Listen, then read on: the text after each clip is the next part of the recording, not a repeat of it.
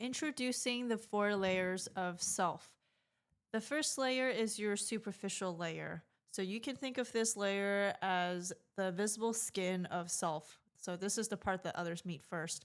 Oftentimes, we are running on autopilot. We're keeping things light. We have conversations like funny things we see on the internet, or what our kids are up to, or what we have been up to.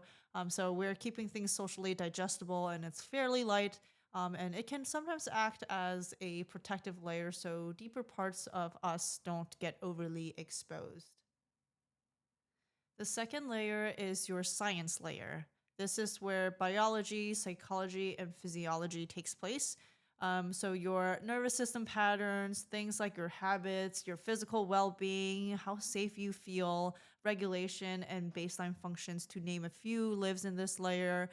And oftentimes, things like trauma, conditioning, and therapy work takes place in this layer. The third layer is your meaning making layer. So your think of things like religion, philosophy, spirituality. This is the place where we ask ourselves things like why, what if, like what does this all mean? Why am I on this planet? This is where your values are held, your ethics, and your worldview. And in this layer, sometimes it can clash with the above two layers. And lastly, we have our core. And this is where you are your most authentic self. This is where your essence lives. And a lot of the times we do shield this from others because this is where we are the most vulnerable. And it can also be the hardest layer to access since it's influenced and sometimes gatekept by all of the other layers. So your superficial layer, your science layer, your meaning making layer, and our search for meaning.